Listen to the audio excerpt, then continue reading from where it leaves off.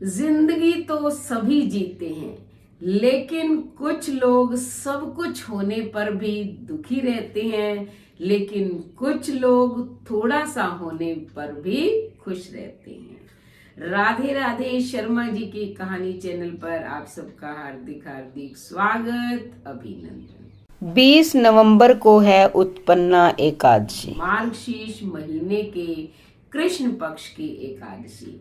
तो इसी दिन एकादशी की उत्पत्ति हुई थी। तो जो व्यक्ति इसकी कथा को सुनता है, इसके महात्म्य को सुनता है, या विष्णु भगवान की पूजा करता है, या एकादशी का व्रत करता है, भगवान नारायण की कृपा उस पर हमेशा बनी रहती है। क्योंकि एकादशी के व्रत का महत्व सभी दान, व्रत, उपवास, तीर्थ, यज्ञ सबसे अधिक बताया गया है भगवान विष्णु ने। भगवान श्री कृष्ण ने स्वयं कहा है कि सभी व्रतों में मुझे एकादशी का व्रत अधिक प्रिय है। तो आइए जानते हैं कि एकादशी की उत्पत्ति कैसे हुई और एकादशी के व्रत की पूजा विधि क्या है। सबसे पहले हम उत्पत्ति जानते हैं। एक बार मुर नाम का दैत्य था। वो चंद्रावती नगरी में रहता था और उसने देवताओं को इतना परेशान किया कि इंद्र को उसके सिंहासन से हटा दिया।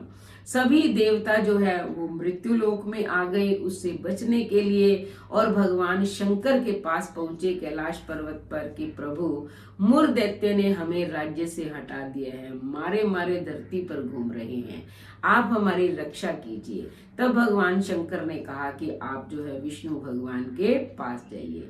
सभी देवता और भगवान शंकर जो है भगवान विष्णु के पास आ गए।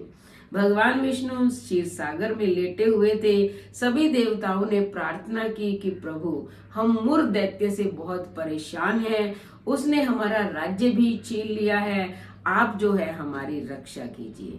तब भगवान विष्णु ने कहा कि मैं तुम्हारी सहायता अवश्य करूंगा, तुम सब चंद्रावती नगरी में चले जाओ। अब देवताओं और दानवों में युद्ध होने लगा। भगवान विष्णु भी उस युद्ध में शामिल थे, यानी कि सभी दानवों का संहार कर दिया, लेकिन मुर दैत्य भाग गया। अब भगवान विष्णु थक गए थे युद्ध करके, तो वो जो है एक गुफा में जाकर, जो बहुत ही दूर थी बद्रिका आश्रम के पास, वहां विश्राम करने के लिए चले गए। भगवान विष्णु वहां जाकर लेट गए। जब मुर दैत्य को पता चला कि भगवान विष्णु सोए हुए हैं तो वो वहां आ गया, और सोए हुए पर जैसे उसने आक्रमण करने की कोशिश की, वैसे ही भगवान विष्णु के शरीर से एक कन्या निकली। उसने मुर दैत्य से युद्ध किया और अंत में उसे मार दिया। जब उसे मार दिया तब भगवान विष्णु की निद्रा खुली। उन्होंने पूछा कि तुम कौन हो? तब उस कन्या ने बताया कि प्रभु, ये मुर दैत्य ने जैसे ही आपको मारने की कोशिश की, वैसे ही मैं आपके शरीर से उत्पन्न हुई और मैंने इसको मार डाला।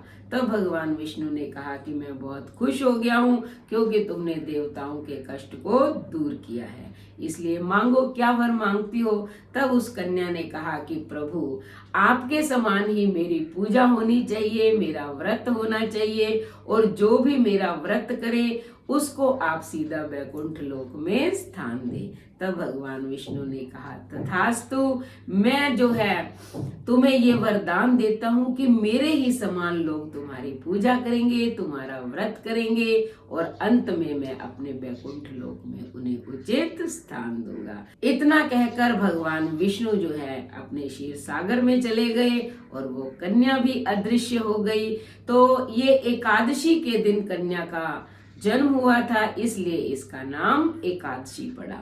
और जो भी व्यक्ति इस उत्पन्ना एकादशी का व्रत करता है, इसके महात्म्य को सुनता है, भगवान विष्णु की अपार कृपा उस पर बनी रहती है।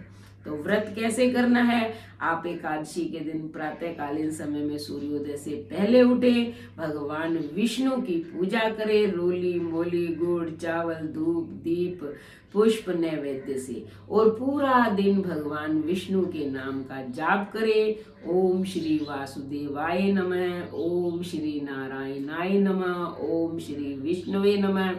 जो भी आपको अच्छा लगे मंत्रों का जाप कीजिए, एक समय फलाहार कीजिए।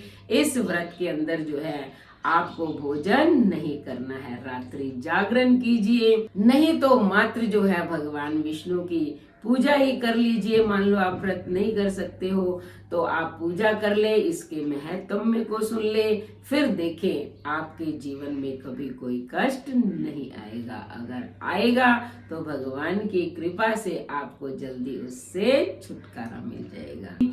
आप सब व्रत करिए, इसके महात्म्य को सुनिए, फिर देखिए कैसे आपके जीवन में खुशियां ही खुशियां आती हैं।